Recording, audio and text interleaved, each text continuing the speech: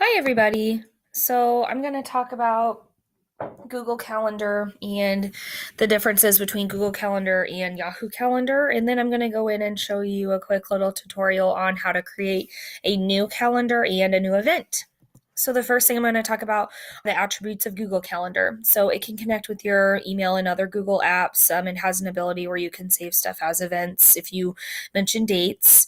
It can work offline, so you can create events and get everything ready to go. And then when it connects to Wi-Fi, everything will sync together and send to the appropriate people. You can hide calendars that you do not want to see. So I have in my Google Classroom 4 classes. They all have different assignments due at different times. And I don't want to see those on my Google Calendar every day because I am in Google Classroom every day. So I don't really need those reminders. They're more for my students. So I do hide those calendars. You can share with other users. It allows groups to work together under the same calendar. So my co-teachers and I can use one calendar to help out our SPED department so they can see what we're doing and kind of what's due. It is very organized. You can use color coding if that's your sort of thing to differentiate between different assignments. You can add attachments in the calendar. So if you're talking about a field trip like I will be today, then you can add the field trip form and the information about the field trip in an attachment for everybody to see and download on their own if they need to. It can also show you what people have been invited and involved in an event, especially if it's a public event, public calendar. There are a ton of keyboard shortcuts, so people who are making events constantly can quickly move through and add those um, events really quickly. You can also have unlimited calendars, as many calendars as you wish. Some things about Yahoo. It does need internet access to see the calendar events, so it does not work offline like Google. It allows you to add or follow calendars from other Yahoo users. So if your team uses Yahoo, you guys together can share calendars. Some users do report having to delete calendars multiple times. This means that they wanted to get rid of a calendar, and so they tried deleting it, and it shows up again after they've already deleted it. So that's something they do notice. The reminders for events can have notifications that are sent to your email or your phone. You can add a priority to tasks. So on Monday, if you have multiple things that you need to do and you're keeping just a running list, you can add priority to the things you need to get done first. It does not have keyboard shortcuts like Google Calendar. And you can also hide appointments. So if you need to make an appointment and you want a notification sent to your phone, but you don't want it to be visible all the time, you can hide it.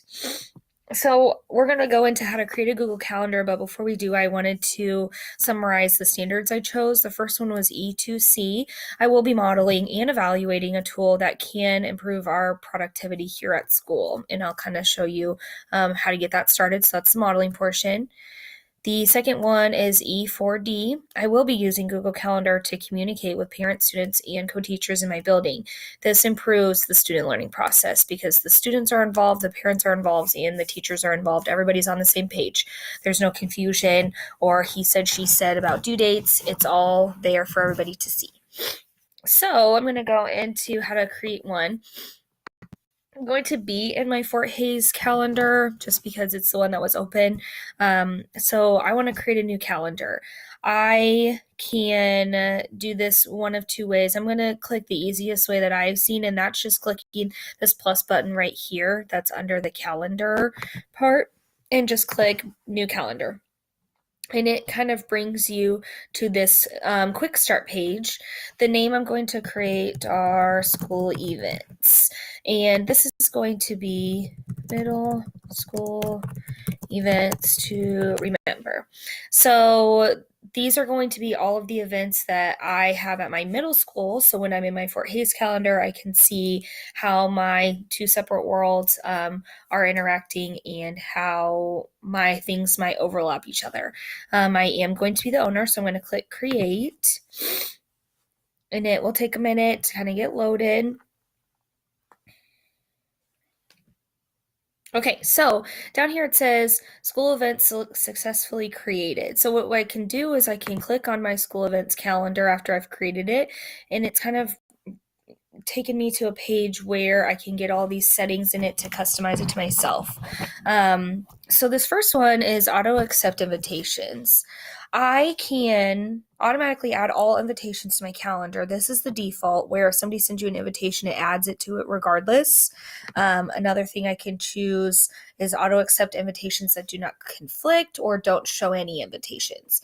For me personally, I think the accepting ones that don't conflict are best for this account, because if somebody sends me something for Fort Hayes and I already have something going on with school, it won't auto accept and say that I'm going, because it sees a confliction. The next one, access permission. I can make it available to the public, but I don't really want people to see what's going on in my middle school. I can make it available for people at Fort Hayes. Again, since this is more of a personal calendar, I'm not going to make it public. But you can get a shareable link, and you can share it with some people who you want to be involved. Right here, we're sharing with specific people. This is where you add emails to give people jobs, make them a priority, allow them to add their own events on there. So if I want event notifications, this is where I do that. It can be a notification or an email, and you choose like how far away from the event you want it to notify you. All-day event notifications, I don't really think that it's necessary, just because when you do have an all-day event, you kind of know that it's coming. But if you did want a notification, you can choose how many days ahead you would like to be notified. So for general notifications, you can choose if you want notifications for specific events or not at all. Me personally, if somebody changes an event on me, I want an email. Or if they cancel it. So event responses, that's something I can come in and check. New events, again, something that I'm going to see. But if something is canceled, that's something that I would like to know right away.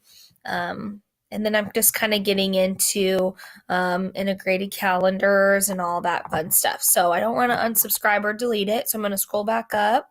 And there's not really a save option, which is nice. It just kind of automatically saves. So when you click the arrow back here, it will take you back, and it's applying all my changes. So when I get back here, you will see that on my calendar, so once I've created, I have some things ready to go. I have one that's for me personally. I have birthdays, reminders, and school events. School events is the one we're going to work with today, and I'm going to walk through how to create an event for this particular calendar. So in the bottom right-hand corner, there is the plus sign for create an event.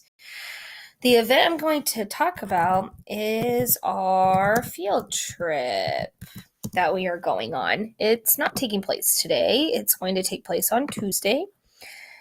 It is going to be at 8 a.m. So I'm going to scroll and select 8 a.m.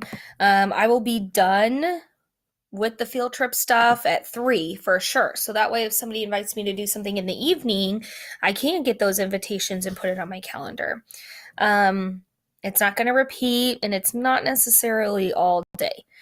We're going to start with the details, and then I'll talk about the guests in a minute. So the location, we are going to Union Station in Kansas City. And if you start typing in the location, it will start guessing what you're saying and then give you the address. It's not a conference. It's not a hangout. I don't want a notification just because this is a big deal, something we've been planning for a while, and I don't like a ton of emails in my inbox. So I took the notification off. This is super important. It says my name right here, and some people be like, oh yeah, that's me, that's fine, it's my event.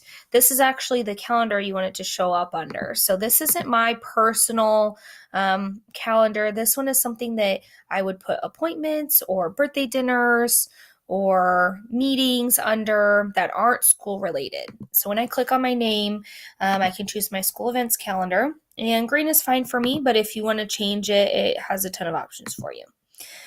So my visibility is going to be busy. I'm not going to be free during that time. I would select free if I created an event that I was going to do homework or have dinner with some friends, I would be free to communicate. But this one, I'm busy. I have to be involved with what we're doing. So the description, I'm going to put field trip to Union Station.